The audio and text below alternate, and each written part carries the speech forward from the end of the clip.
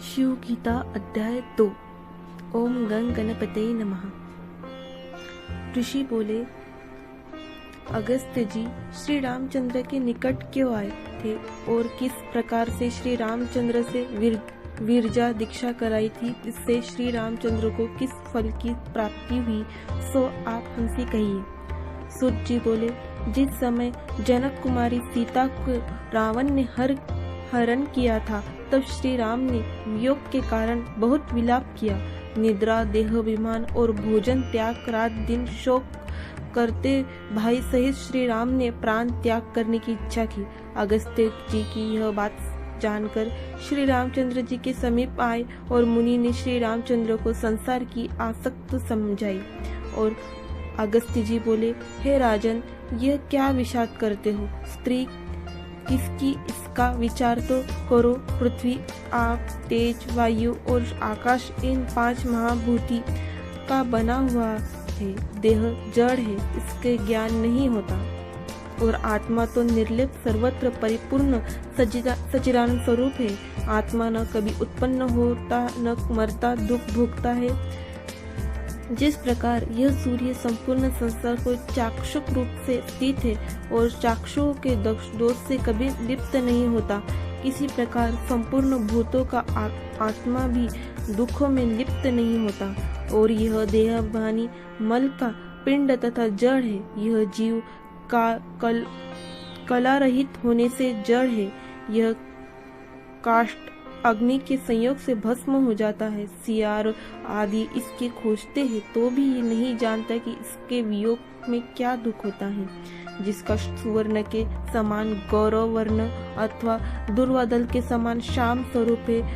कुछ कलश जिसके उत्पन्न है, मध्य भाग सूक्ष्म है, बड़े नितंब और जंघाव वाली चरण तल जिसका कमल के संग रक्त वर्ण है, जिसका मुख पूर्णिमा के चंद्रमा के समान है और पक्के बिंब फल के समान जिसके अधरष्टा है, नील कमल के समान जिसकी विशाल नेत्र है, मतल कोकिला की समान जिसके वचन और मत हाथी के समान जिसकी चाल है। ऐसी स्त्री कामदेव की बानों के समान कटाक्ष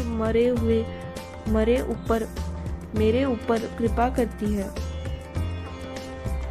कटाक्ष से मेरे ऊपर कृपा करती है। इस प्रकार जो मूर्ख मानता है वही काम का शिष्य है। हे राजन, सावधान होकर सुनो, मैं इसका विवेक कथन करता हूँ। यह जीव स्त्री, पुरुष या नपुंसक नहीं है।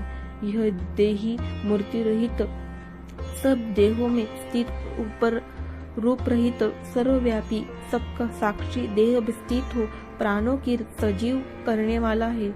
जिसका सूक्ष्म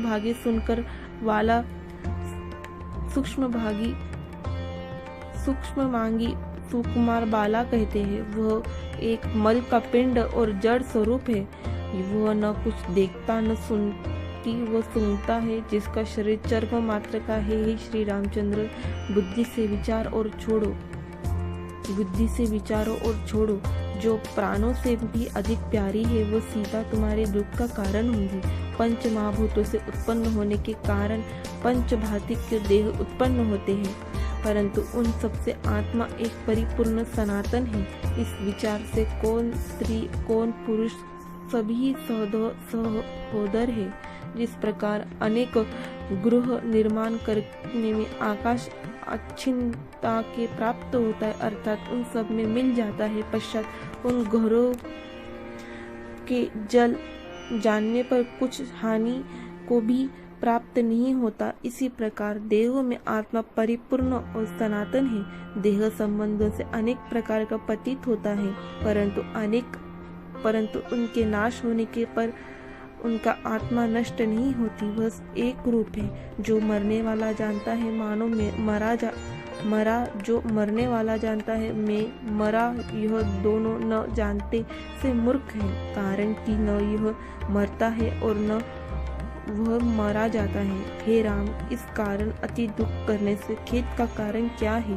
आप अपना स्वरूप इस प्रकार जानकर दुखों को त्याग कर सुखी हो। श्री रामचंद्र बोले, हे मुनि, जब देह को भी दुखी नहीं होता और परमात्मा को भी दुख नहीं होता, तो सीता के वियोग की अग्नि मुझे कैसे भस्म करती है। जो वस्तु सदा अनुभव करी जाती है, तुम कहे हो कि वह नहीं है। हे मुनि श्रेष्ठ, फिर इस बात को मुझे कैसा विश्वास हो जब सुख दुख को भोगता जीव नहीं है, तो कौन जिसके द्वारा दुखी होता है, तो दुख को भोगता कौन है। हे मुनि श्रेष्ठ, अगस्त्य जी बोले, शिव जी की माया कठिनता से जानने योग्य है। जिनसे जगत को मोह लिया है, उस माया को तो प्रकृति जानो और माया वाला महेश्वर जानो।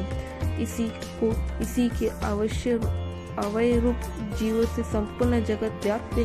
वह महेश्वर सत्य स्वरूप, ज्ञान स्वरूप, अत्यंतक और सर्वव्यापी है। इसका वंश जीव लोक में सब प्राणियों के हृदय में स्थित हुआ है। जिस प्रकार से कंठ के रूप से अग्नि स्फुल्लिंग उठते हैं, इसी प्रकार जीव भी इसी परमात्मा होता है। इस सर्व ईश्वर वंश जीव अनादि काल के कर्म बंधन पाश में बंधे हैं। यह अनादि वासनाओं युक्त है और क्षेत्रज्ञ कहलाते हैं। मन, बुद्धि, चित्त, अहंकार ये चारों अंतकरण के ही भेद है। इस अंतकरण चतुष्टय में क्षेत्र का प्रतीक पड़ता है।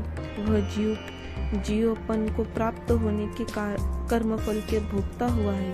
वह जीव कर्म भोगने के स्थान देह को प्राप्त होकर विषय सेवन करने से सुख व दुख भोगा करता है। स्थान व जंगल के भेद से दो प्रकार का शरीर कहा जाता है।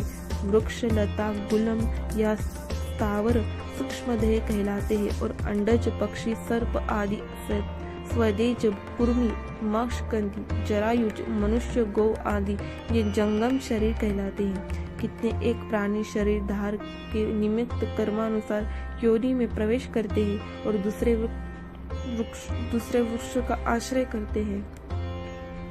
जब इस जीव विषय में लिप्त होता है, तब मैं सुखी एवं दुखी हूँ ऐसा मानता है। यद्यपि यह निर्लेप ज्योति स्वरूप है, परंतु शिव जी की माया से मोहित सुख दुख अभिमानी होते हैं। काम, क्रोध, लोभ, मद, मात्सर्य और मोह ये 6 महाशत्रु अहंकार से उत्पन्न होते हैं। यही अहंकार स्वप्न और जागृत अवस्था में जीव को दुख देता है और सुपुष्टि में सूक्ष्म के होने और अहंकार के अभाव से ही यह जीव शंकर आनंद स्वरूप को प्राप्त होता है।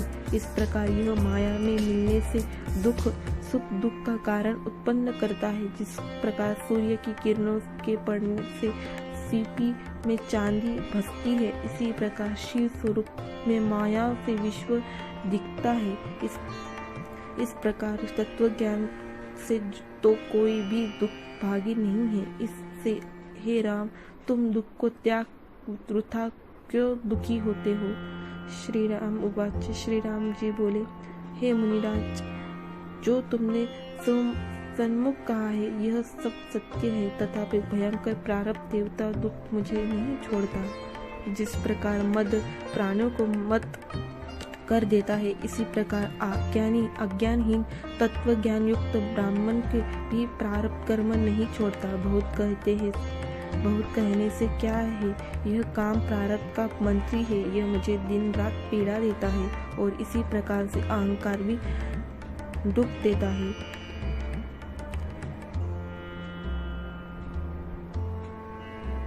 जीव अत्यंत पीड़ित होकर स्थूल देह त्याग करता है। इस कारण हे ब्राह्मण, मेरे जीवन में निर्मित उपाय करो।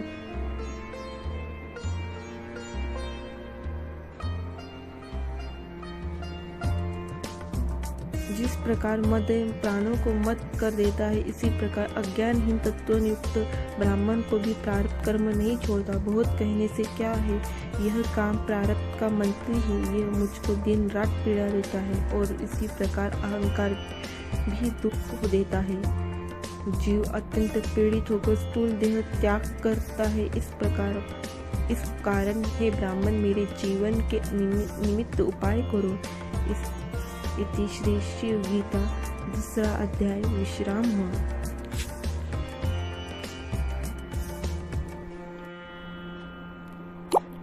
शिव गीता अध्याय 2। ओम गंग गणपतये नमः।